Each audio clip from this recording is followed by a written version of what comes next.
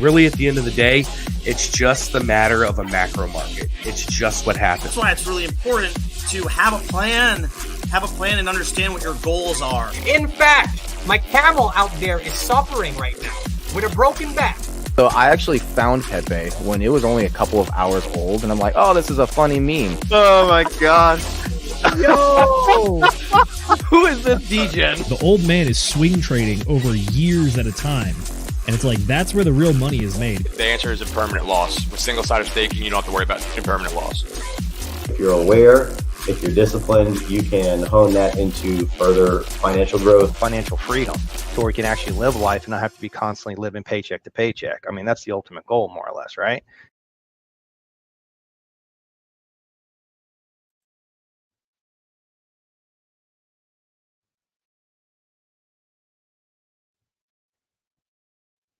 And we are live. Good evening, you filthy degenerates.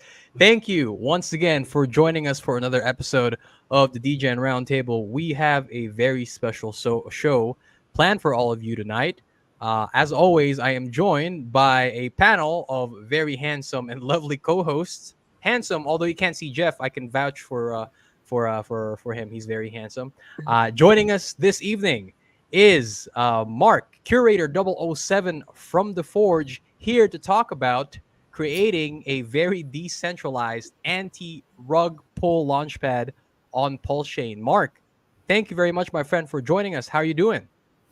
I'm doing great. Thank you so much for having me on again. Really love your show. I also love the intro. There's a lot of energy there. So well done, guys. Thank you. Well, crypto can be, for new folks, it might seem a bit dry. So when they stumble onto our channel, we hope that the upbeat music can get them a bit excited for some of the material that we're going to cover. But so, well, anyways, so we actually, our initial point of contact for The Forge and you was actually Nate, and he was the one who originally brought the Forge onto our table. And it certainly piqued our curiosity then. And then he invited you over to join us on our Whiskey Wednesdays. And that's when the rest of the team got to meet you. And we found out that you were creating a launchpad specifically on PulseChain. Definitely heightened my curiosity then, because I'm sure a lot of the audience will know, like L1's, launchpads have good launchpads have a tendency to do very well in crypto. And so that immediately piqued my curiosity even more. And so I started diving a little bit deeper, watching some of your live streams and reading the white paper. And as soon as I finished reading the white paper, I immediately thought to myself, okay, this is something that I'm going to go in on, something that we have to let the rest of our community know, because this is something that is not just going to provide extreme value to the PulseChain ecosystem, but provide extreme value to possibly any other ecosystem that might want to get involved with the Forge. So we wanted to get you folks in front of the gang as soon as possible, because there are some time-sensitive components. You have a big launch coming tomorrow, actually, and we wanted to let everybody know so that if it's also something that interests them, that they can jump in on that opportunity. So the first thing that I want to go over with you here, Mark. Well, actually, before that, let's go ahead and say hi to the chat. Fast Abdul, this guy, he always seems to be first on our chat. So welcome, Fast Abdul. Thank you very much for joining us. Centurion, glad to see you. Alan, as always, I saw you earlier with Axis on that stream. Thanks for joining us here, my friend.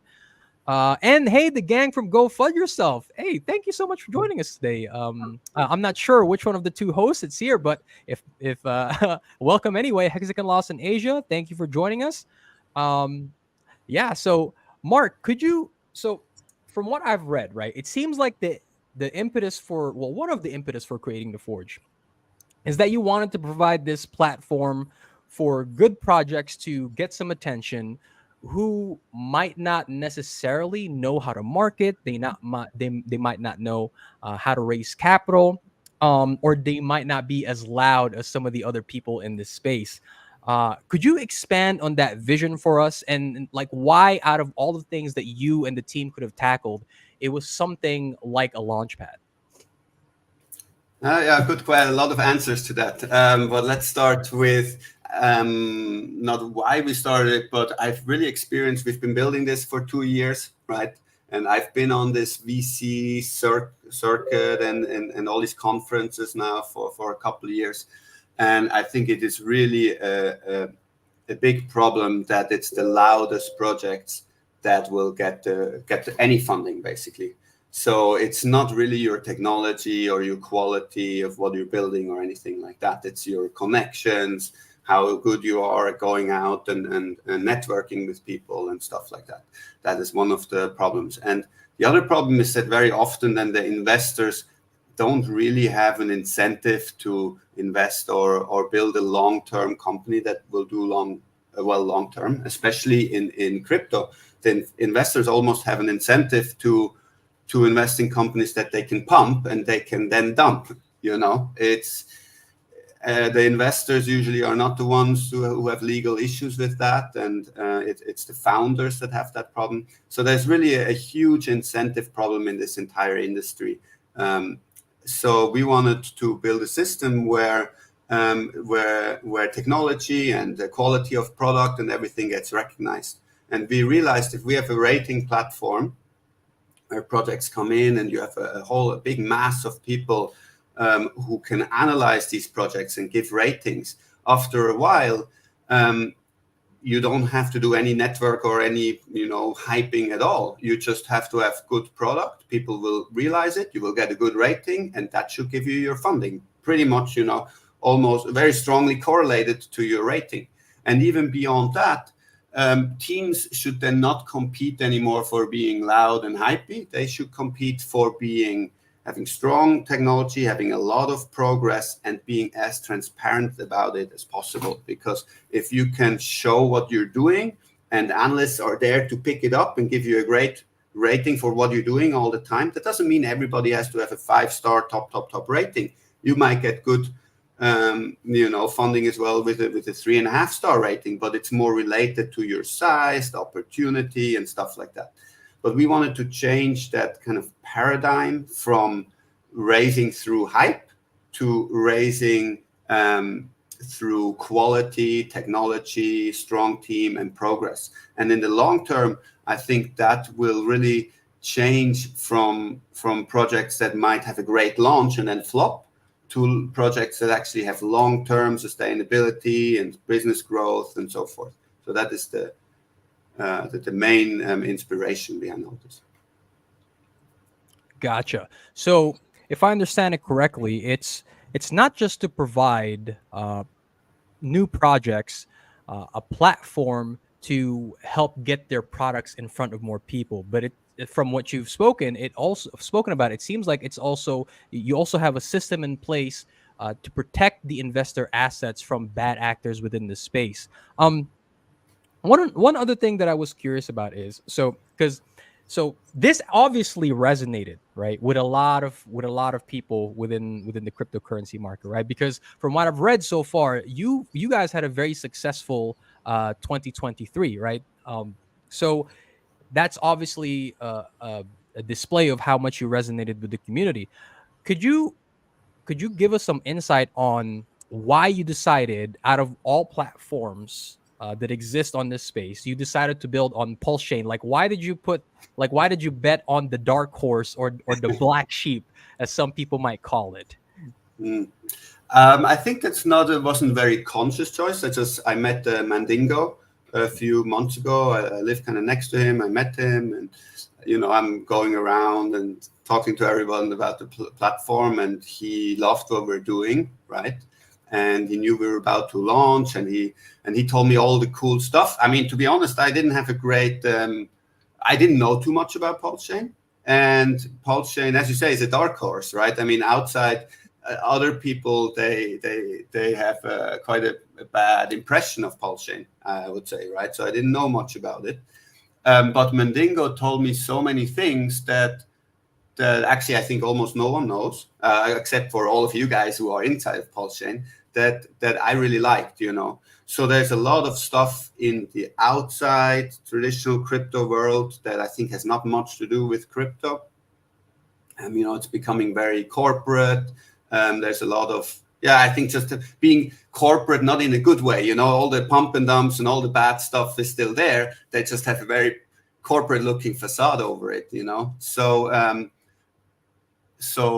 I heard a lot of things from him that I really liked. You know, there's a lot of, it's very decentralized.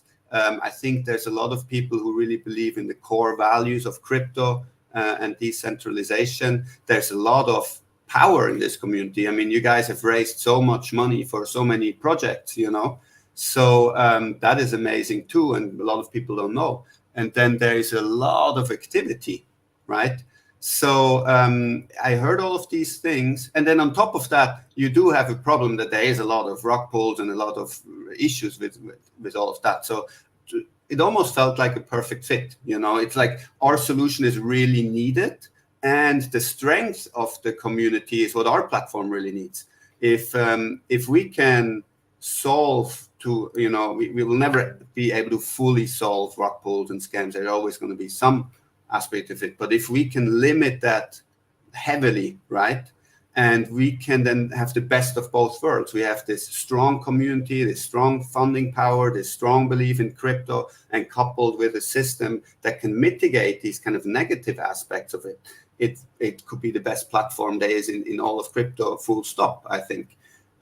So we sat together at that point, several months ago. It was just, we were only doing general crypto ratings. We did already prepare the Launchpad for about 8 months. We've already in the closed beta already reviewed over 100 projects. We've worked with other Launchpads. So the system was already built, but we then worked together for many months to see how it should be adapted for PulseChain.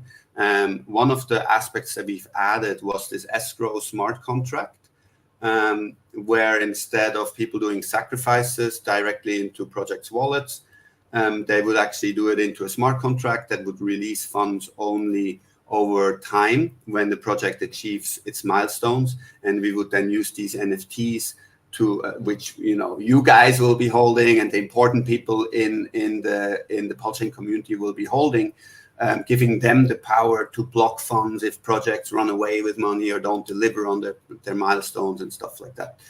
So the NFTs that we're creating that govern all of this, that was a new addition to the system, specifically for PulseChain. And the smart contracts to escrow the funds was also a new addition.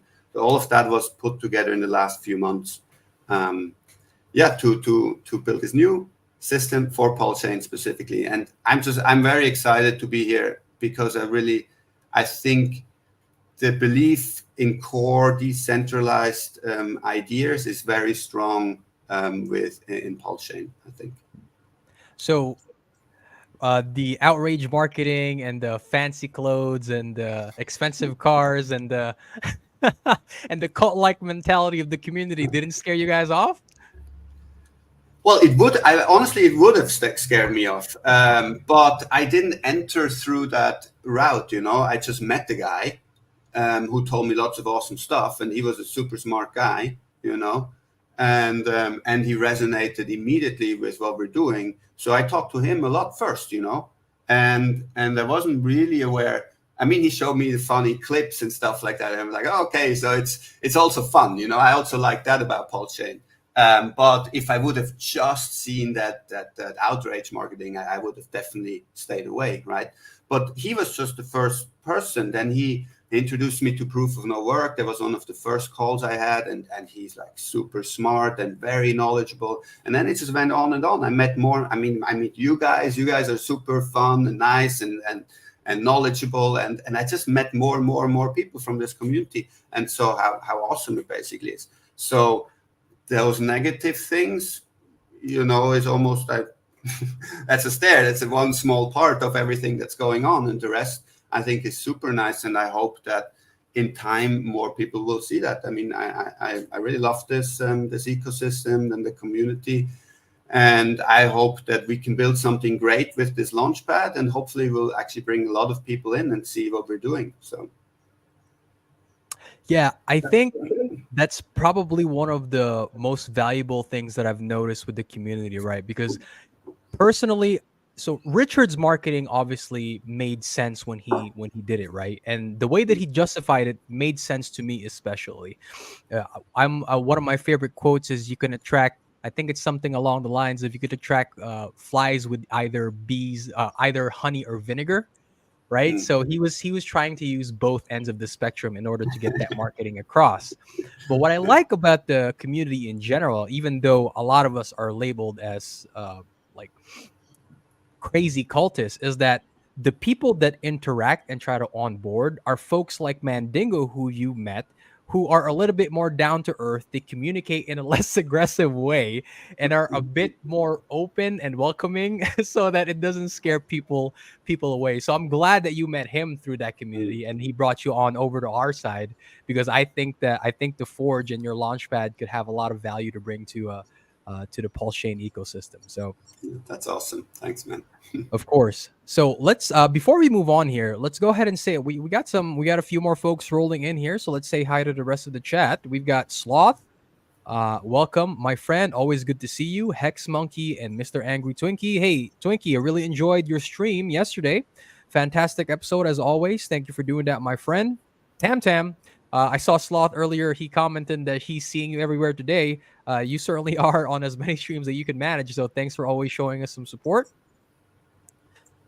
Okay, so well, before I want to say, actually, Sloth is on our council as well, and we're Yes. going. He just messaged me before. We're actually going to have a stream in, I think, in about in a day from now. So, so we'll be on his show later on as well. Yeah, you know what? I will say, one of the another thing that sold us on the Forge, when we saw Sloth was part of the board, I was like, okay, well, we trust this guy's judgment. So at the very least, we should do some reading and we should explore him a little bit. And lo and behold, I'm like, yeah, let's jump in. So, but before I move on here, Jeff, Nate, do you guys have anything?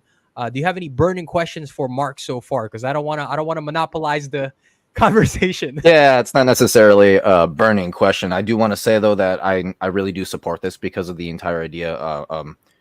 That, you know, kind of like you, Jay, the same thing goes with me. You know, obviously I was, I went with the memes and got scammed out of quite a bit of money, you know, at the beginning of my crypto journey. And to be able to see a Launchpad like this, especially when I start playing with like trying to snipe out real cheap prices for new projects and things like that, usually want to go to a Launchpad, but unfortunately that is the game there, where you get a lot of pump and dumps. So to have for this to, as I'm literally like looking around and all of a sudden Mark comes along with the Forge, I'm like, oh wow, this actually is a great idea, because it's based on trust and actual encouraging good projects. Like, I knew that there was something special here. So yeah. Other than that, actually, we do have a question in the chat. Alan was asking Mark. Oh wait, no, that was the wrong one. If you could bring it up for me. There it is. Well, teams have the options to KYC and dox themselves. I told him yes, but do you want to go into more details about that? Yeah, I mean, obviously they. So everything in the ecosystem is voluntary. There's no set path that any team has to do. So the center of all of this is the decentralized review process, right? And I believe what will happen, and I think the logical thing to happen, is that only the teams that engage in the whole process will get better ratings. For example, we have the smart contract that they can use to raise funds. They don't have to do that. They can say, we'll raise funds with a traditional sacrifice.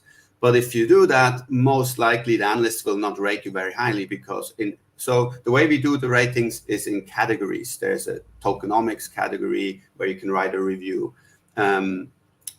Just maybe, do you want me to answer this first, or should I quickly show a screen share of how the platform looks so people have a bit of an idea? Actually, not a bad idea. What do you think? Let's go ahead and screen share what you have there, Mark. So it helps people with the visual. So I think this will serve them really well. So yes, please go ahead. Okay, so I'll do that first, and then I'll answer this question in more detail. Yeah. Okay, and so from what I'm hearing, then, guys, is basically you don't necessarily have to dox yourself as part of the team of one of these projects that is going off the Launchpad.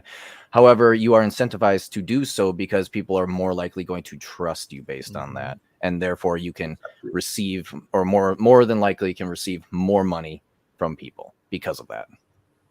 Exactly. Yes. So yeah, do you guys see my screen? Yes, sir. All right. So actually, this is the Curator platform, right? Ultimately, it will be on the Forge, which will be a subsection of Curator. This is our regular kind of reviews that you can see here. But here, if you go to the Spotlight, this is a private area just for analysts. And this is kind of our private beta that we have been running for a while. This is how it looks. So you have this left side, which is the micro review side, and the in-depth review side on the right. So when new projects come in, they will pop into this micro review section. And then you see here, analysts will need, these projects will need 5 out of 5 reviews and at least a score of 3.5 stars to pop into the in-depth review section. Can show you guys down here, we've actually reviewed, over 100 projects in the past half year. So we've tuned this process quite a lot. Mark, why don't you show the audience some of the names on this particular website that they might be familiar with and that you've already reviewed? Okay, I mean, what are some of the bigger projects that your team has reviewed? Yeah, let's not call it a team because it's our community, right? Yes, it's decentralized. Anyone can join. I mean, one of our biggest success story, but this is, so we have to separate a little bit between regular projects and startups, which are in the Forge, which are looking to raise funds, right? We've reviewed over 900 projects in total, but at least like 800 of those were just regular projects. Here, for example, Caspa is one that's been doing extremely well since it came in. This was in February when we launched. Someone came in right away, and we've reviewed this. It was one of our top-rated projects since February, and since then it did like 30x or something like that. It's now a top 40 chain. And these are how the reviews are. So you can check that out. But I would like to actually show Belief, because this was one of the first Launchpad type, startups that we reviewed. So I would like to just quickly show here how the process works. Does that make sense? Yes. Okay. So this Belief it's a healthcare app. I think they haven't launched yet. So they came to us for being reviewed. They were working with Launchpads. And here you see these reviews, right? They're quite extensive, and kind of you have one for different categories. So this is an idea review. This is a different person doing a tokenomics review, another person doing a community review. This is the same as the first guy who's doing a micro review here. And now the important thing is that not all reviews count equal. So you see down here the super upvotes, and this review is up top because it got 8 super upvotes and 3 upvotes and lots of comments. So this rating will be weighed much heavier, and this review is at the top because of that. Then let's say if you go here to the bottom and see the lowest rated reviews that didn't get any super upvotes, right? So this is how it works. And now here it's important how we basically prevent scams and rug pulls. If you're a project and you would want to bribe this process to get a favorable rating and then raise money and then run away with that money, you would first have to bribe lots of different analysts to write good reviews. But then the people who super upvote, those are people who buy tokens, lock them up. They're investors basically in order to get good allocations. You see here I have 4 super upvotes remaining. So these are limited. Per kind of X many tokens I have, I get weekly super upvotes. So as an investor, I have an incentive to super upvote the best content because I want to encourage good analysts in the platform that give me good information, right? On top of that, by doing that, I will get better allocations as well in the project. So I'm incentivized to do that. So now the project bribed a bunch of analysts, and now it also has to bribe a bunch of investors to come and super upvote these kind of fake reviews, which is really hard to do because the investors don't have that incentive. And now, even once that happened, that's where this council and these NFTs come in. they can still come and vote to say, you know what, this review has been bribed, and the analysts and the investors who upvoted it, they will get slashed and can even be expelled from the system. So it makes it very, very dangerous for people to do that. And even if they would do that, there is 5,555 NFTs. So you would have to bribe thousands of NFT holders to keep these guys out, right? And even if you do all of that, the money will still get raised into a smart contract where it can still be blocked if you don't deliver on your milestones.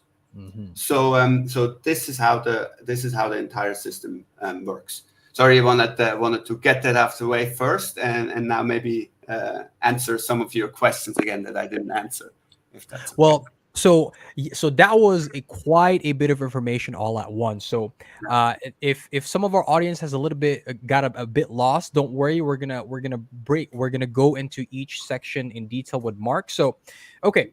So Mark gave us a brief overview of how the review process works, right? So let's take this step by step. Let's say, Mark, I am a startup, and I'm one of these startups that don't really know how to market, don't really know how to raise funds. I hear about the Forge and hear about the services that you provide for projects like us. Take us through the process of, like, how do you vet for projects, right? How do you onboard them?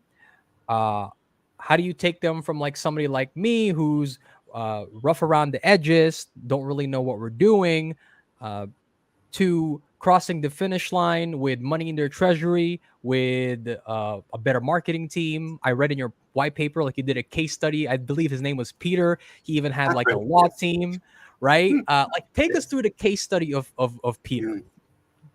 Okay, so Peter, yes. So the, most Launchpads, you will have to go and you have to have your everything already. You have your team, you have your deck, everything already, right? Or if you go to the VCs. Now, on the Forge, you don't necessarily have to do that. That's fine if you have everything ready. But you can come and you're just a smart guy and you have a really good idea, right? You can come to the Forge. The case study was that, and this is actually a real guy who's an analyst on our platform. So he's developing a stable growth token, right? That is backed by collateral and things like that, and he just wants it to stably grow at 10%, something like that, over the dollar. And he believes if that happens, why would you put your money into a stable coin that just stays flat? If you can just put it into a stable growth coin. And he has very smart kind of market making tools and collateral rules and these kind of things to make that happen, right? So it's a really, really cool project. But he's very bad at marketing. He's very bad at he's a nerd like us, he's behind his computer, he's writing white papers and stuff like that. So he doesn't have connections. And he goes to VCs one after another and gets turned down. And this is something, if you guys maybe know the Starbucks founder, he's gotten turned down, I think, 300 times before he actually got investment somewhere, right? So this happens to good ideas all the time. So he had a very good idea, but he doesn't get any traction at all. Nobody even tells him. You'll never hear from a VC or a Launchpad why they turn you down. You just don't hear from them, right? So he gets very discouraged. So he comes to the Forge, and here it is different because we're decentralized. We have dozens, eventually hundreds, hopefully eventually thousands of analysts that are in the system. So he can come, he can put his white paper, and the first thing that happens is that obviously our system will sort out bad submissions that don't make sense, right? But if it makes sense, it comes in, you have a very good chance that one or two analysts will at least look at it. And that's the first thing that happens. Now, once two analysts give it a first, and we do this, we call this the micro review. We don't want analysts to spend more than 30 minutes on this thing. They just should go over it. And if it's a 1-star, write a 1-star, say why. And that's often things like, the website looks horrible. I don't know what it is. There's way too much text, blah, blah, blah. You can write that, bam, and you're done, right? So now, because he's so bad at marketing and explaining his idea, that happens. He submits his white paper and he gets 2 1-star reviews, and he's like, But at least the review says, this is horrible. I don't know what it is about. There's too much information. It looks bad. There's no title, stuff like that.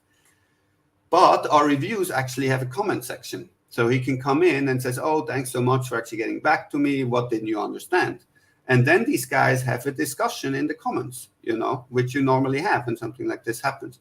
And quickly, the analyst gets to ask the questions he has, and he gets to answer it in a way that he figures out how to tell this guy what the genius of his idea is, right? And now the analyst is like, oh, wow, that makes a lot of sense, right? This is actually really cool.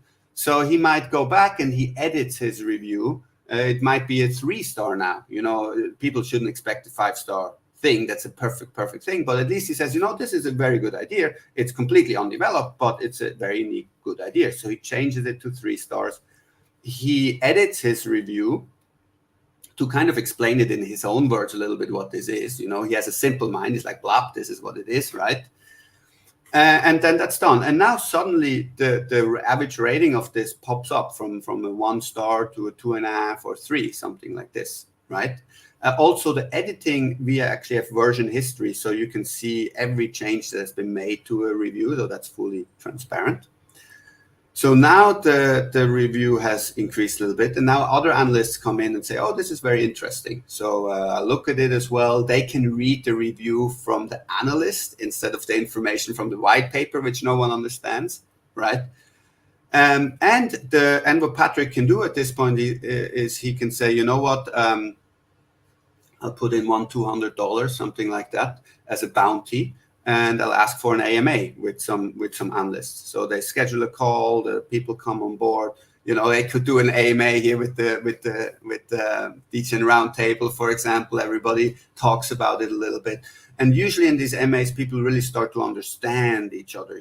The project starts to understand what people like and don't like or understand about the project, and the people start to get it. And then these guys go back, they write reviews, and let's say they get their 5 reviews, and the project now has a 3.5 star, 4-star rating, something like that. So now it pops into this in-depth review phase, and let's say about a month has passed now. And in the in-depth review phase, we don't do micro reviews, we do tokenomics reviews, teams reviews, marketing reviews, many different categories. And now you have it's not just 5 reviews, there can be dozens of reviews, and a lot of analysts come in and they review what they are experts in, right? So that happens, and now you can see, well, the tokenomics is 5-star. This is like the most interesting thing they've ever seen, but the team is 2-star because it's just Patrick. He doesn't have what it takes. He doesn't have marketing. He doesn't have what it takes, right? So that happens with all the categories. And now we haven't announced this properly. I've said it a few times, but it's not in the white paper yet. We're also going to have a talent marketplace, because in the past, what we've seen is that many projects actually ended up hiring people from the analyst pool or from the community to complete their team, right? So this process, this in-depth process, might take several months. Maybe 2 months will be the average, but it can be longer than that. So the team takes a lot of feedback from the reviews, fixes a lot of the issues that are there, improves the marketing, might hire people from the community to the team to be more complete, might have several AMAs with the community, figure everything out. And over time, the rating will improve bit by bit by bit by bit, right? After each analyst's concerns is addressed, they understand it more. And then when you get to the point after a few months where the project might have a 4.5-star rating, which is amazing, you should not expect a 5-star rating. Then you can say, okay, we're ready. Part of this will be a launch plan, a raise plan, where they say, okay, we're going to raise with the smart contract from the Forge network. We're going to have these and these milestones, and all of that is laid out. How much money is needed for the different milestones, for different things, for the liquidity pool, which decks are we going to use? All of this stuff is planned out. And then they can say, okay, now we're calling it the well, which again, the Forge is a decentralized network. So we have the due diligence section, which is the Forge. We have the well, which is the smart contract. We have the council, which is the NFTs. We're working with other people to plug in their own services as well. So now they go to the well, and start a funding campaign, fundraise a crowdfunding campaign. And they will have to punch in some information. Okay, how much do they want to raise? Which currencies do they accept? What timelines will the funds be released? So you can maybe say, okay, let's say Patrick needs $100,000, right? So he puts that in as a request. He needs 5% upfront, to start the process. And then let's say every month he will get an additional $10,000, something like that. And maybe in month 3 he needs $20,000 because that will be the initial liquidity and something like that. So he puts that in, and then the fundraise starts. And now people can send directly to this smart contract, so the money is not lost, right? And he can say he will only accept it if the full 100,000 is raised. So now let's say the full 100,000 is raised. Automatically the 5% will be sent to his wallet, and Patrick and his team can now start work. Now let's say they start work, and a month later the next 10,000 would automatically be released, but they haven't said anything, right? They're gone. We haven't heard of them. So now what the community can do, it can say, hey guys from the council, please, these guys are not responsive, nothing is happening, please freeze those funds for now. Now the council can come in, they can use their NFTs to vote. Not all of the council has to vote. It's going to be the majority of whoever participates in the vote that can freeze these funds, right? And then the whole timeline will be delayed. And then the project can come and show, hey, we're still active, we're doing, please continue the process, right? Or if they're not responsive, eventually then the money will just be, that's left over, the 95,000 that's left over, will just be returned to all the wallets that directly donated or invested into this contract. So hopefully the project will do really well. It will get all its funds, and it will be very successful. And then the last thing that we do is we don't actually stop there. We also have progress reviews, and analysts can stay up to date with the project, because updates is a very difficult thing for projects to do. So analysts who follow the projects, they usually know what's going on with the project quite well. So the general community can actually continue following the project on the Forge and get regular updates through the analysts. So it's like a third-party update that is still verified with the super votes and stuff like that. So hopefully in the longer term, that will also be the front PR facing face from the project, and lead to solid projects that do really well, that give great updates, and therefore grow stronger and stronger communities across the entire crypto space.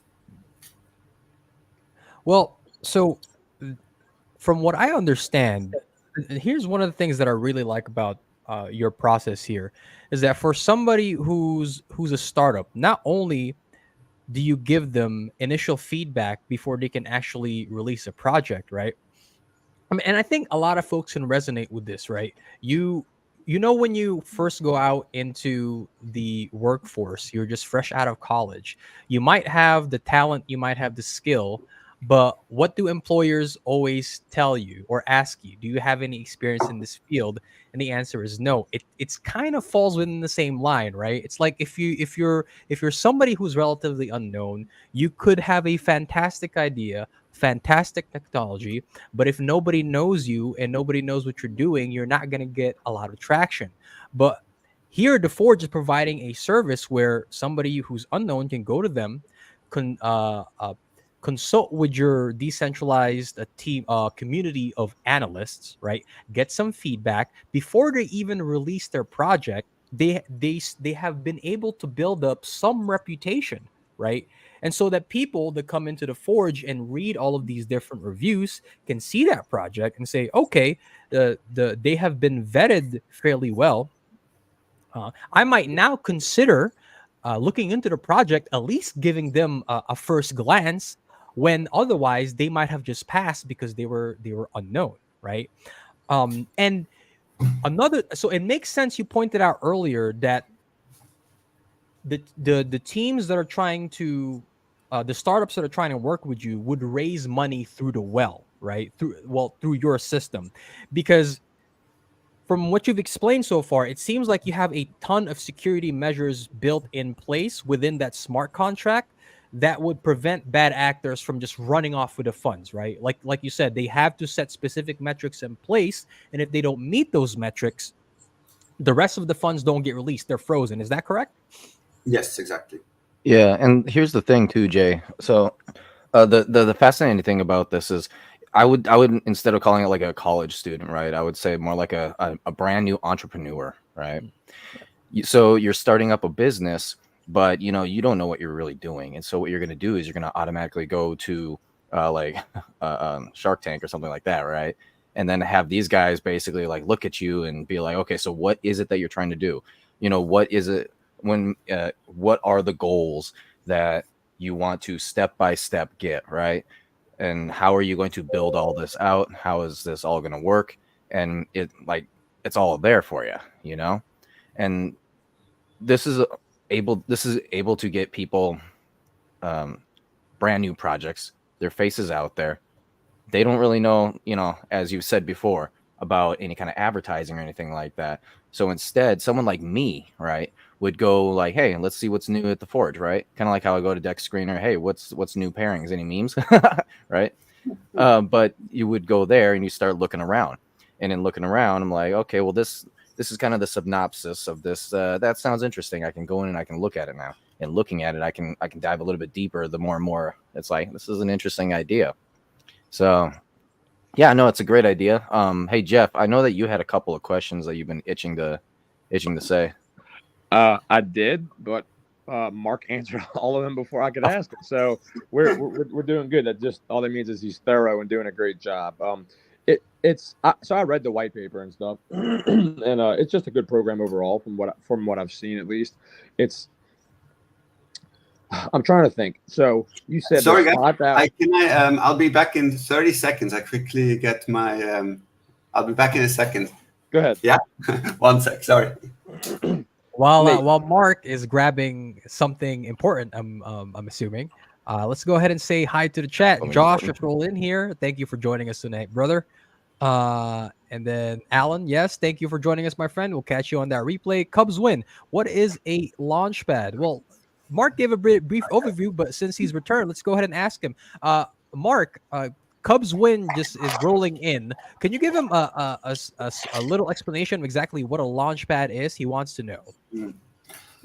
Well, a Launchpad is really in crypto when projects, before they launch their token on the market, they basically pre-sell their tokens to closed communities. So investors can kind of sign up to the Launchpad, and then they can buy the tokens at usually slightly cheaper prices than when they go on the market. I think they developed because before Launchpads, tokens will come on the market and then the prices would just shoot up. So people said, hey, you know what, we'll give you kind of this early phase where everybody gets the same price and you can kind of pre-buy, and then usually the money is used in the liquidity pool and so forth.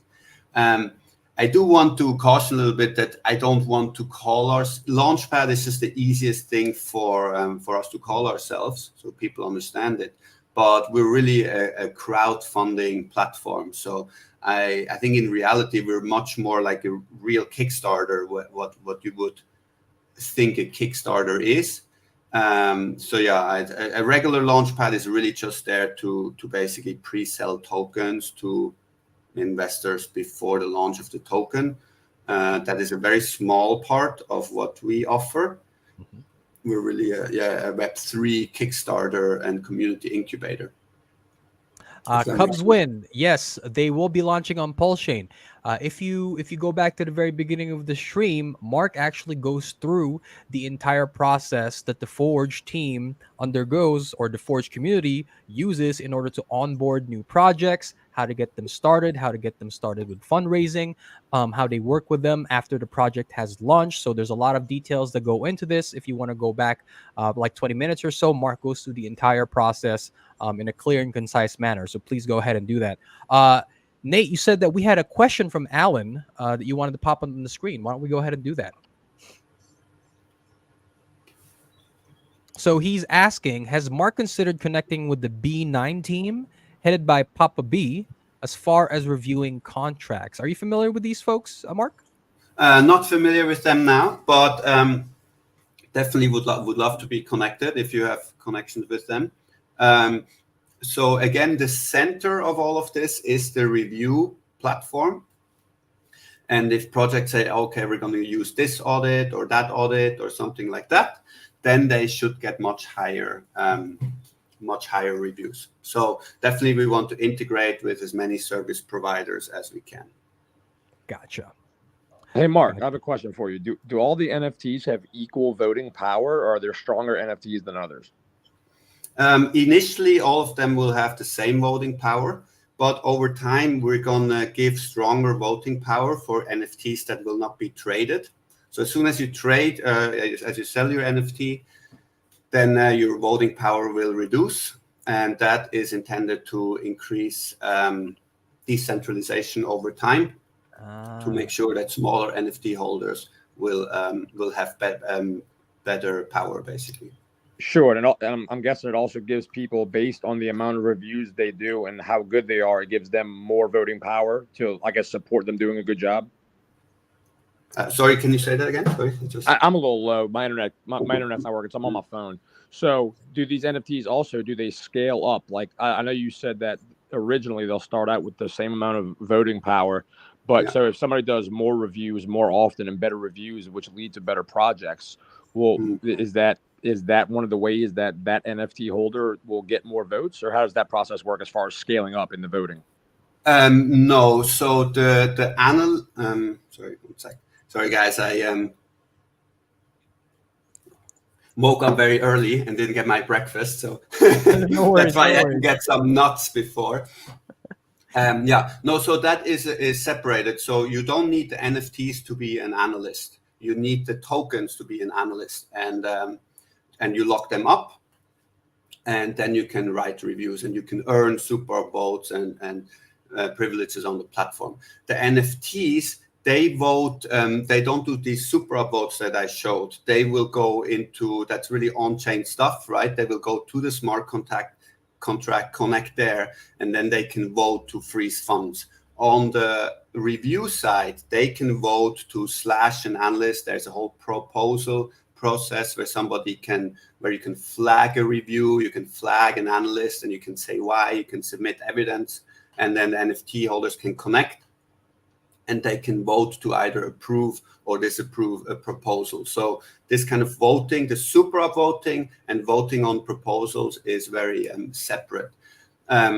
So does that make sense so far? Yeah, sure. The NFT is kind of like a governing over the reviews. Yes, exactly. Over the reviews and in the smart contract as well. And that voting weight will start off as, actually everybody will need to vote at least once to activate their NFTs. A really cool part of the NFTs is that they will actually get a share of all the tokens that come through the platform. The NFT holders will just get a share of that as a reward. And that gives them a huge incentive to really make sure that the ecosystem is very strong and produces lots of great projects, right? That will make their NFTs a lot more valuable. Exactly. So what they do is they just make, sorry, I was talking about the voting power. So they will need to vote at least once to activate it so they can get these rewards. And then the longer they hold it, the more their voting weight goes up. So if somebody maybe holds the NFT for a year and the other person keeps trading it, after a year, one NFT might be having twice the voting power than the one that got traded all the time. And that is because we want to prevent a huge whale coming in and spending millions of dollars to buy up, 60% of the NFTs and then starting to control the network. Yeah, that's brilliant. I like that a lot. Yeah, that's a fantastic system that you built in there. Because I'm sure a lot of people would have had that questions, right? What if somebody just came in? Because that's how a lot of traditional DAOs kind of function, right? The more you hold of the token supply of whatever that specific DAO's token is, usually the more voting power you have. But in this case, what you guys have done is the longer you hold the NFTs, the less you trade them, the more they're going to hold weight when it comes to future voting power. So that's actually that's pretty slick. I'll have to say. So that's Thank you. Thank you. Well, I mean, you know, it sounds like the they thing is, monetize your valued time. I mean, the decentralized networks, they have this problem, right? That eventually these whales form, pools form, and these kind of things. And especially in the beginning, that's very dangerous, right? Because then it's cheaper. Like if Bitcoin, you know, when it only had 50 miners, somebody could have quite easily come in and overpower the system, right? So it's very important, I think, if you want to truly build a decentralized system, to have these kind of measures in place that favor the shrimp, basically, to put it that way. Yeah. So we've kind of identified a few of the actors, or like the characters within the Forge. I like to call them, right. So you have your analysts, you have your donors, you have the council members, and then you mentioned earlier you have third-party service providers, right? Yes. So to give the audience a better understanding, can we go over I want to go over their individual roles, right? How someone can become an analyst or part of the council if that's something that they wanted to pursue. How they interact with each other to secure the system, right, from bad actors, and a little bit of that we spoke about earlier. And then finally, how they interact with each other within the review process. If we could go over them one by one, let's go ahead and start with the analysts. Yeah, so analysts obviously is the first point of contact, right? And there they just will need to lock up some Cure tokens, not too many. We're talking probably about a few $100s worth. They'll also have to lock up some Hex just to show that they're part of the ecosystem, because there's, you want people who have the best interest of the ecosystem at heart, right? And then they can start writing reviews. So now the second part is the donors / investors / stakers. So they actually have quite a few verifiers. They have quite a few roles. They will lock up tokens. The more tokens they lock up, the better their allocations will be in the Forge. That's how many launchpads work. But their role is, as I said before, is they get these super upvotes, and they have to super upvote reviews that they like. So they basically verify the reviews and give them weight. And that's a very important part. And this is also where we want to kind of, in regular launch pads everywhere, in these investing circles, everybody's doing their own little research and they have their opinion, but that is kind of lost. So in this system, we want them to give their feedback through the comments, through super upvote. We kind of monetize all the little insights that every investor has, right? So that is their role. And now the third role is these NFT holders, the council, and they can sit quite back. They don't have to engage. They really start to engage as soon as there's a problem. So if we see investors or analysts being corrupt, right, they can come in and they can slash and they can expel them, and they can go to the smart contract to block funds. We're also leaving this open for other third-party systems to come in and also give these NFT holders governing rights, right? And that brings me to the third parties. We're talking to, for example, to Maddie, Maddie Allen, who has the Time Pays Me service. And we're thinking to integrate that in a way that the projects can lock up their tokens, their team allocation, basically, and only get it back over time. And if they do that, then they should get better ratings as well, right? Mm-hmm. And this makes it less likely that, let's say, the project does everything, gets its token, puts it on a desk, and then dumps all their team dumps tokens. Everything, yeah. You know, so we're expanding these kind of things. We're also talking to 9inch, maybe having a direct connection to the DEX, where the DEX liquidity might never have to get into the custody of the team and so forth. So none of that, I'm just explaining to you. We're talking to many different people to extend the network in many different ways. So that is the third party aspect of it.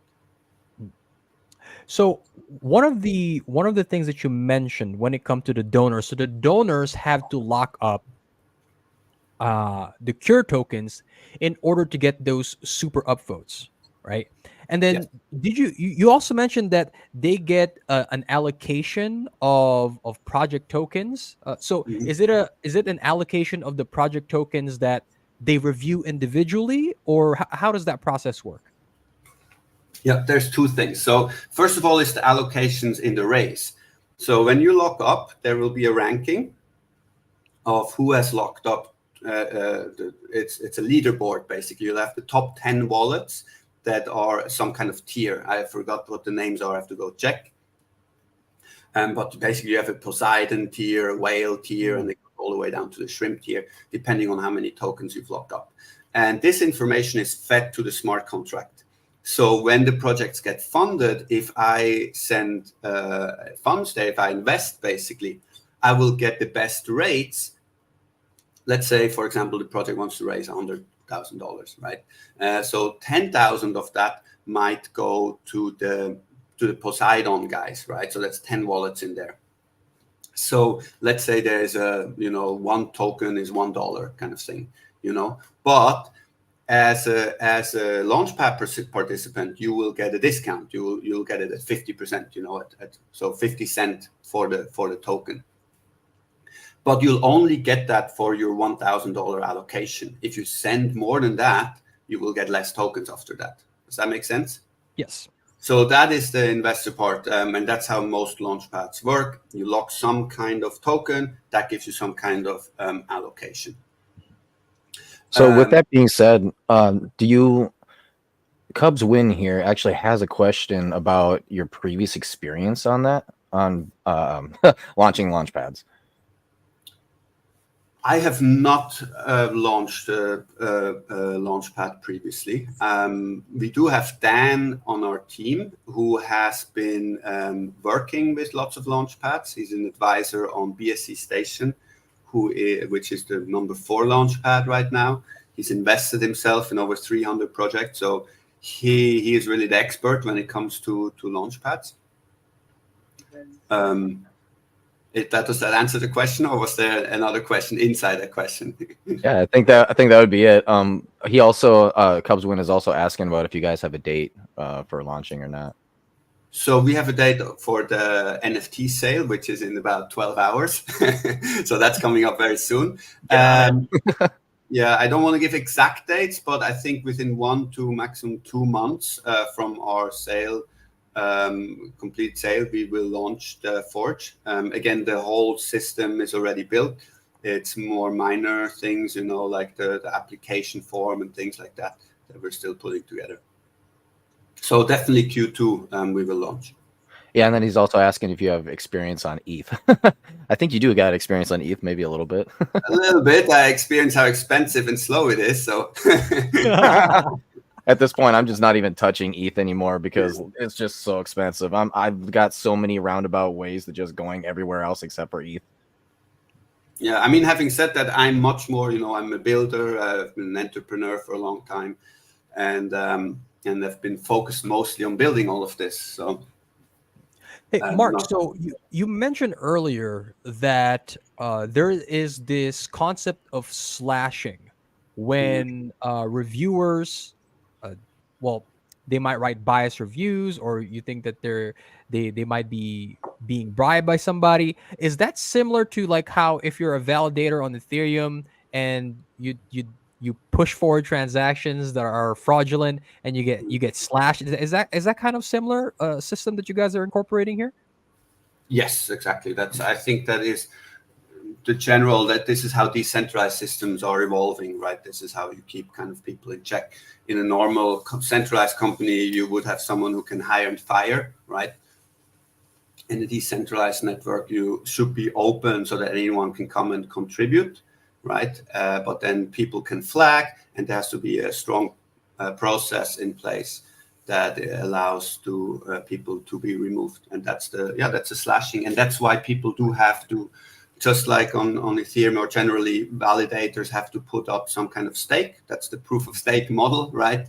And those funds can be slashed, taken away if somebody misbehaves. Yeah, it's all about incentives, and and able to do, like, say, the slashing and all that, you have to prove yourself to be invested in the forge itself. Hence why, buy up the coins, buy the NFTs, and then stake them out for a distance of time. And if you decide to sell and then buy back and all that, that's actually going to be slashing, again, more incentives, right? It's going to be slashing your ability to vote and all that. So I think it's really good, your incentive structures, because obviously we're human beings. We go off of what incentivizes us. And so, I mean, by the way, Jay, I don't know if you know this, but your name is Great Value Technical Analyst. Great Value Technical Analyst. Yeah, I like to remind people that I am the Great Value Technical You got it like Analyst. doubled up there, though. What happened to your Agent J thing up there? I don't know. I was messing around with StreamYard earlier, and I might have just double typed it. But since we're on the topic of security here, Mark, so we went over a little bit of how the well kind of can freeze funds if projects don't meet the promises that they make to the community, right? Now, how about this review process? How do the council members who hold the NFTs, the analysts that have to stake and do the reviews, and the donors that have to lock up tokens in order to create the super upvotes, what is the system that the Forge has in place to keep those things from being corrupted, right? To prevent analysts from giving bad reviews, from having donors super upvoting like bad projects that might run with the funds. Like what are the security measures in place to kind of insulate the system from bad actors? Yeah, so it's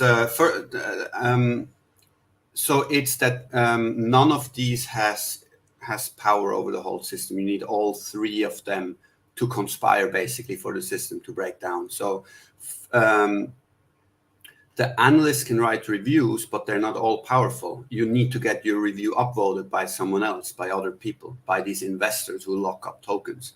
So if a project wants to bribe an individual analyst, that just won't do much good, right? So I write the review, and I showed that before, right, where you see all the reviews. If I write a review and I'm shilling this project and no one upvotes it, it's going to be the last review on the bottom that no one ever sees, right? And it has very little weight for the overall rating. So you then need to get a different group of people who have different incentives, right, to super upvote that. And it's going to be very hard to go and bribe investors, because they are on the platform, they locked up their token for a long time to get a good deal, right? So why would they be bribable to upvote these reviews? So it makes it much harder.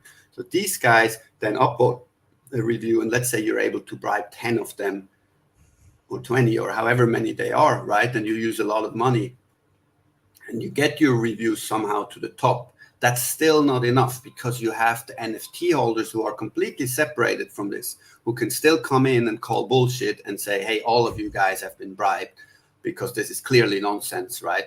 And they vote on that. And that's very dangerous, because the analyst who might have built up his reputation and his stake tokens, all the investors who have stake tokens for a long time, and the longer they lock it up, the better the allocations they get. So they can lose all of that. It's a very high stake to have, for just getting bribed by a project. And then, that project might still not get the money because the smart contract is locking it. So those are the security mechanisms in place. Yeah. That kind of reminds me a little bit of like how the United States government is supposed to be set up. There's 3 different branches, and they're supposed to be like checks and balances with each other. That's kind of what that is, which is really neat. I like that idea.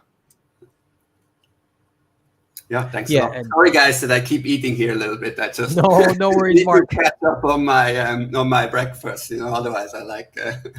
Oh, no worries at all. I know, like, we know it's pretty early out there, so yeah, have your breakfast, have some coffee, so that you can get through the rest of your day.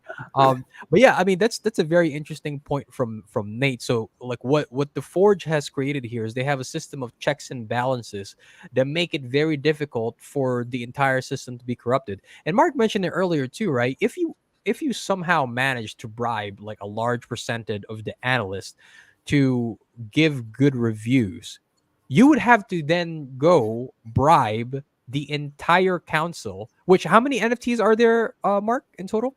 5,555.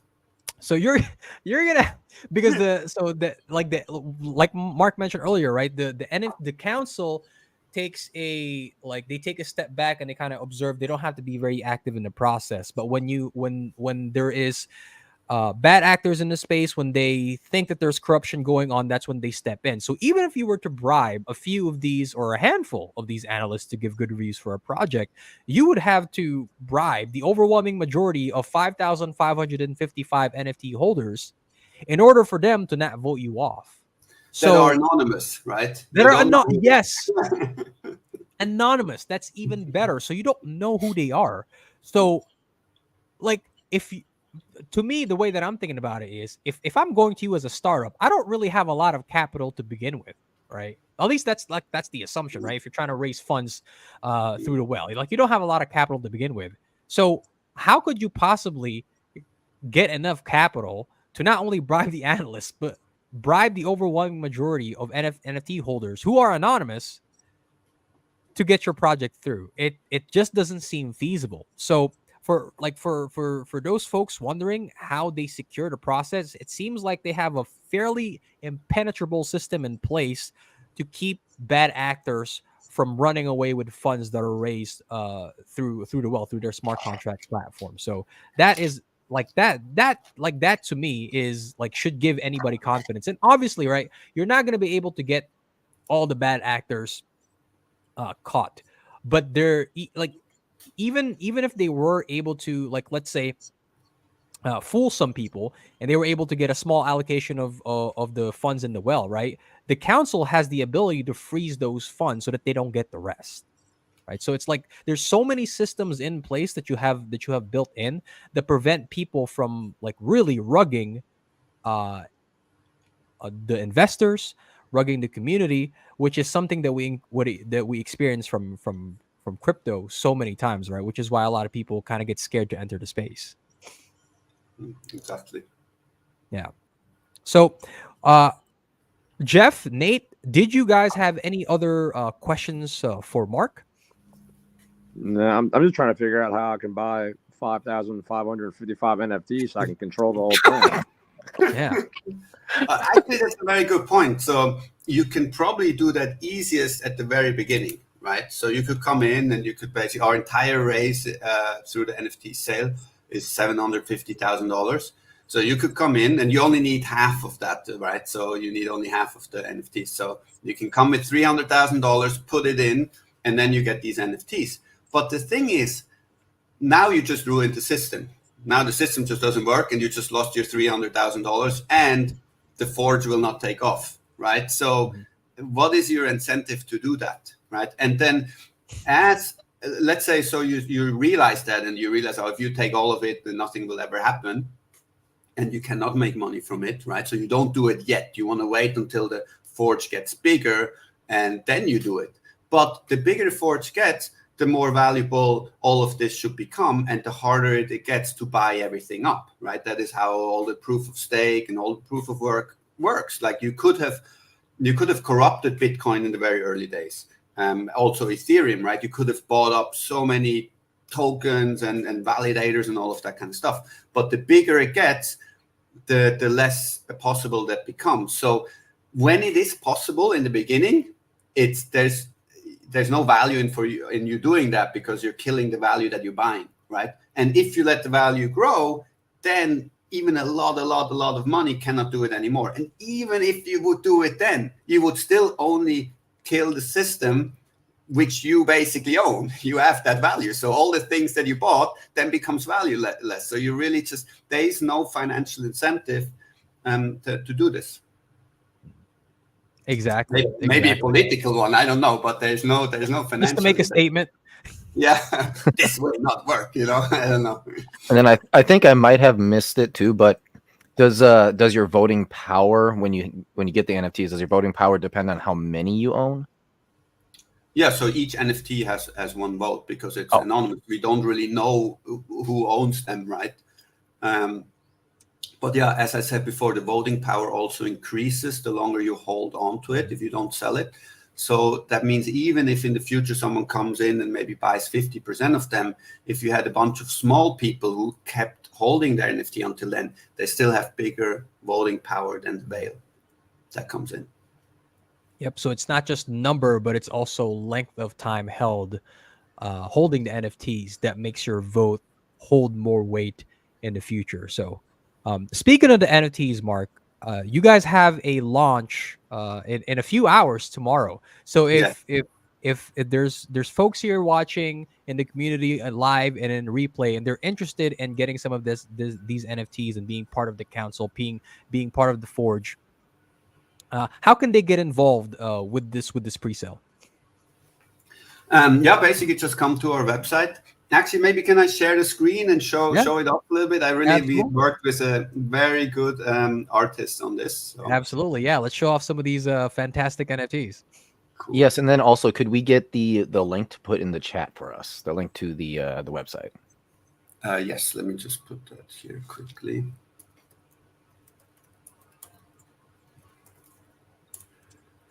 Okay, I've sent you the link just now. So you guys can go to Curator or directly to the Forge. Click up here. You see it's a little more than 14 hours remaining. This will be the website. And here you can see this really cool. So you see the artist is amazing artist. He has, let me first jump to the artist down here. So yeah, I've been working with him before in my social media business as well. He's now become a very successful NFT artist and just general artist. You see here the Sky Train in Bangkok is covered in his art. He's also one of the top break dancers in Thailand. So, that's why he's dancing here. I love it. Yeah, he's a very cool guy. This is a building wall in Berlin. He was there for a long time doing art, especially during the NFT hype season. And then, his art is just covering lots and lots of cool stuff. He also did a merch for Intel and things like that. You can check out his Instagram here. Let me see, there's just so much energy, and it's just a very, very super creative guy. So yeah, I'm very proud of the NFTs themselves, how they look. You see here, we're just kind of rolling through them a little bit. They're all unique. All the combinations that we created, we could have actually had 40 million different combinations, and we had to narrow them down to 5,500. That was quite a difficult choice to make. So yeah, this is the website here. You can go and check the timer. You can come to our Telegram to ask any questions. Here are the utility, what you get, the voting power. You'll get some Cure tokens sent to you for a year every month, which will allow you to lock up to become analyst or to engage as an investor in the Launchpad as well. So all this information is here. You can check it out and ask questions if you have. And how to buy, we made it very easy. It's not here now. There will be here. There we go. So the wallet address will be revealed when the timer finishes. So in about 14 hours, we will have our own live stream during that time on our Telegram, where we reveal the wallet live. So if you want to be first and get the best prices, you can join our live stream or be online at that time. You then can just send funds to this address, depending on how many NFTs you want. And then we will airdrop the NFTs to you once the sale is over.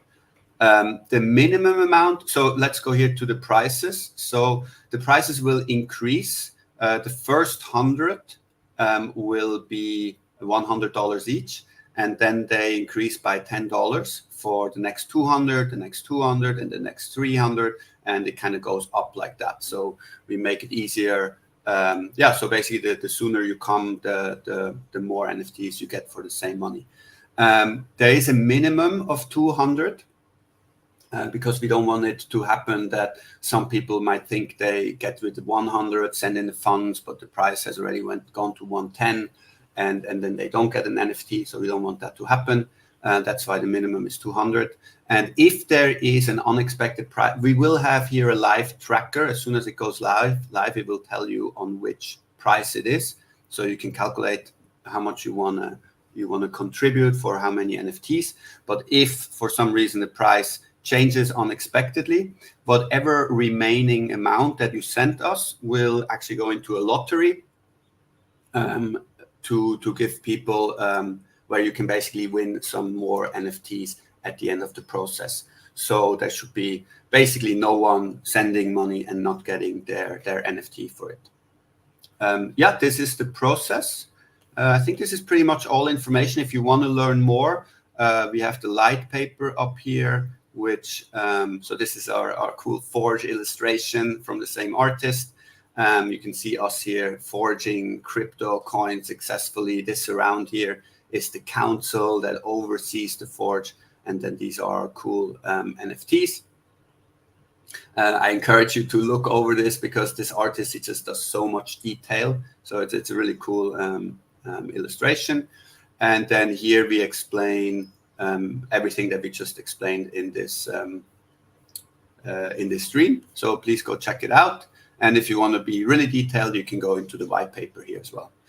So yeah, I hope this. Do you guys have any questions, or should I jump off the screen share? No, one more question for you, Mark. So if they are interested in sending funds to get the NFTs, do they have to do that on the PulseChain side, and then it'll be dropped on the PulseChain side of their wallet, or can they do it from Ethereum?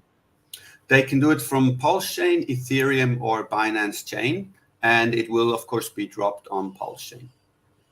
Gotcha. So it doesn't matter if they send funds. It doesn't matter if they send USDC, for example, from Ethereum, or they send USDC from PulseChain. It's going to be airdropped to their PulseChain address.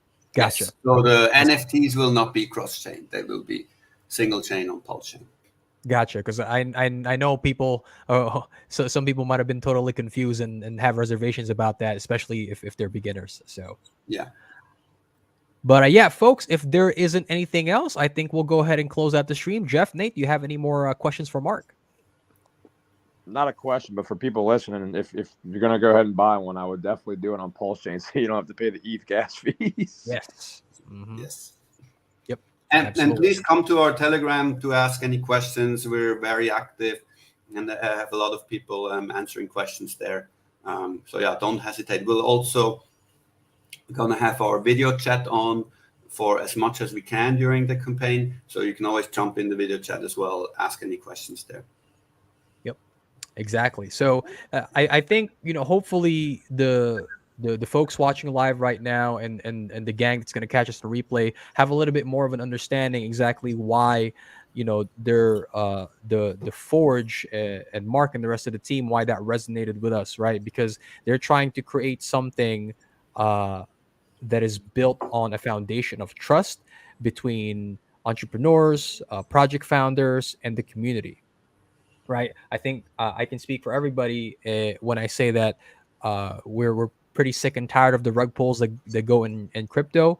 So the fact that they're building something that fosters that kind of good relationship between project founders and investors in the community is something really valuable, right? At the end of the day, if you're a project founder, you're a salesman. And I'm pretty adamant about my stance on, if you're a salesman, you live and die by your reputation, right?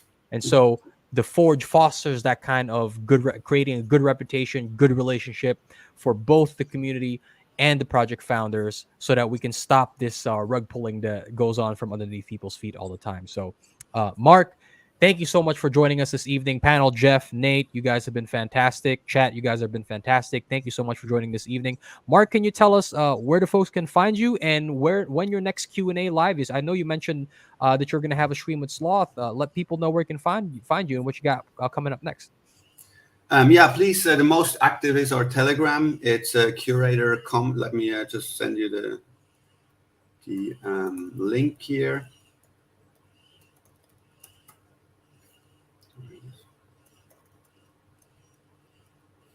We got a few guys in the chat. Yellowtail and Alex Santos, they're really liking the art. Yeah, it's amazing. I mean, I love this guy. You should check out. He has some NFTs that are just crazy. Let me just show you one more here. I'm just going to share my screen quickly. Go ahead, Mark. And for those of you who saw some of the artwork, this ain't a Zuki, man. It's not a copy paste of. No. It's not a copy paste of one thing and the other. So I know got a lot of their customers got pretty upset because the series, the part 2 of the series looked exactly like part 1. Okay. Sorry, I'll have to drop it to you later. I didn't find it just now, but I'll send you some. No worries, my friend. Some very crazy. I mean, some of these that he's worked on. He's worked for several months on one single image, and every part is animated, and it's a real trip. I mean, it looks like you're taking LSD or something. You know, it goes absolutely from all the colors. I understand the reference, brother. Yeah. Super detailed too. If you do look at them, you know, it's very like there's a lot going on in every single picture. That's the biggest thing that I noticed about these NFTs. So they are, I mean, as Alex Santos says, they are really cool. Yep. Yeah, no, I absolutely love them. We also have a bunch of really cool stickers now that we're putting together. We basically animate these NFTs. So come to our chat, get the stickers, and start using them to express yourself. They're really cool. And then can you tell everybody when your next stream will be with Sloth, Mark? Yeah, he actually just messaged me just as we started the stream here with the actual time. So let me check on that. 8 p.m. EST, which will be, I think that's almost in 24-hour-ish, isn't it? Well, what's EST time? Do you guys know right now? EST same time as when we start. It's in about 22 and a half hours. Yep. Yeah. I will make sure to eat some breakfast before I go on the show. Pass out on it. Yeah. Oh, all right, wonderful. Well, Mark, just real quick, Jay, I just want to say my piece. Go ahead. Yeah, so that there will be with Sloth, but we will definitely have our own. We might have a stream with Max from Pulse Ray Vision. He's actually at a festival, but he said he might call in just for the launch, so we can launch together. We'll have to see if that works. If not, we will definitely have our own stream in our Telegram group where people can join, ask any questions. We'll reveal the wallet together. So if you want to join us, please, this is going to be the best time to get the NFTs at the best prices and ask all your questions and kind of do it together as a community. Sounds awesome. And then I just want to go ahead and say that I personally am going to be involved in buying up some of these. So I definitely will. I do recommend looking into this. I know that I trust them. As Jay, I mean, we beat this up pretty good, and it's looking like it's a really good project. Jay has done a lot of research into it to make sure just how good it is, and it really truly is shaping up to be one of those projects. Yeah, so just a recommendation from me. Yep. That means a lot. Actually, we do want to say that you guys will have some of these NFTs, which allow you to safeguard this ecosystem, right? So we're selling NFTs, but we are also giving. If you go to our website, you can scroll to the bottom, and then you can see what we call the council leaders, and these are people that we trust, that we believe have the best interest of the ecosystem at heart, and we're going to give out these NFTs. So if you go back to that example where somebody comes and buys up everything, right? He still has to fight against the ones that we hand out to, what you could call the founding fathers of this, who control this. So it's very important for us to have you guys on there and have you part of building the trust on that platform. Really means a lot. Chronic.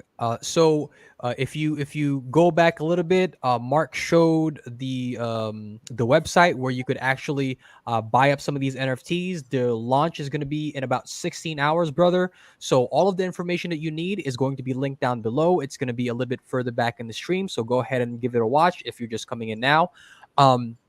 Yeah, guys, like Nate mentioned, this is something that this is a project that we've heavily researched and that we liked. But as always, right, we encourage you folks here. Like one of the goals of DGen Roundtable is to foster independence within our community, right? So just because we like Mark and we like the Forge right? And we tell you that we're personally going to be invested in it ourselves. Like, your thought process shouldn't stop at, I like the DGen Roundtable, they like the Forge, and they like Mark. I trust the Roundtable, therefore I'm going to buy into this project. Your thought process should not stop there. Your thought process should continue to, okay, I trust the Roundtable, that and they like Mark and the Forge. Okay, maybe it's something that I can now consider, right? And then you do your own research into it, right? Always, you never trust, you always verify. Okay. And you should mention that you're not giving any financial advice. I think that is precisely important. As always, and a disclaimer, we always say it. We need the hat. No financial advice. Hey, here's the thing, Alex. Look, Richard Hart doesn't like NFTs because when the NFT craze happened back in late 2021, you know what they all were? They had no utility. Right? The game has changed. It's a different environment. We are in 2024, and people have realized that they can't just sell NFTs of monkeys without any utility to them. Okay, that's why you have people like Mark, and you have the community over at the Forge. When they create something like an NFT, they make sure that it has a very specific use case and utility to it, right? So yes, I can be positive that if Richard Hart were to see a project like this, he'd be like, yeah, you know what? I could probably consider these NFTs. I like that they add some utility and they're not just JPEGs, right? So to actually add to that, we didn't say, oh, we have a cool artist, let's make some cool art, and then let's add some utility to it. It was very different. We're like, oh, we want to create this council that votes. How we do that? Oh, NFTs is the solution to that. And then when we figured out that the NFTs will be part of this, just utility NFTs, we're like, oh, I have my really good friend who is an amazing artist. Maybe you should get him to do these NFTs, right? Mm-hmm. So it's definitely utility first. That was the reason for all of this, not pictures. Yes, precisely. Exactly. So with all that being said, we would like to once again thank you, give our thanks to Mark for joining us this evening, even though he just woke up and he hadn't had any breakfast yet.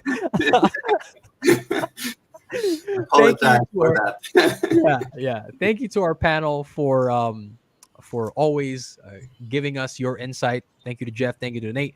Thank you to our chat and to those who are going to be joining us on the replay. We know that time is your most valuable asset, so we do appreciate that you spend some of that time with us here tonight.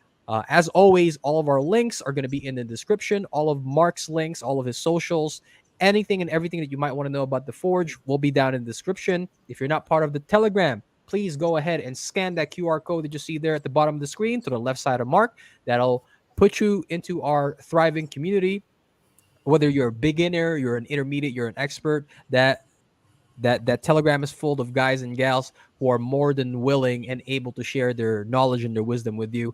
And we encourage free and open discourse in there, right? So you're not going to be turned away. As always, you can find me at agent_J Schroth on Instagram, at _P90 Hex on X. Nate, can you tell everybody where they can find you? Yeah, I'm the Ascending Man. You can go ahead and find me there, or you can just get into the DGen Roundtable Telegram and go ahead and hit me up if you have any questions. It is true that, there's a lot, there are people from all different facets of crypto in there and different parts of their journeys. And if you have any questions, I mean, sometimes there are people who have been doing this since 2017, but they really don't know technical analysis very well. Then you would go and say, hit up Jay or maybe Niles or, someone who knows what they're doing with that. And you can fully kind of get a full picture of just how to move in the crypto space. Sometimes you run across something maybe a project, right? A new project about to launch. And you're like, I don't know about this. I've got a bunch of questions. What do you guys think about this? And you'll get a lot of different answers with a lot of different perspectives. So yeah, join the Telegram, guys. It's really good. And yeah, that's all I got to say. Jeff, what's up? What's going on? You can find me on Twitter at ApexHex369, but I'm pretty active on there. But most of the time, if you really want to get in touch with me, our Telegram's the way to do it. That's where I spend most of my time, and I really enjoy helping people in there, no matter what the question is, from simple to advanced. If you have it, come in there, and we'll see what we can do for you. Wonderful wonder. Mark, if you could hang out with us just for a little bit longer after we roll the credits. But yeah, once again, Once again, thank you everybody for joining us. As always, remember to degen responsibly. Take care. Thanks.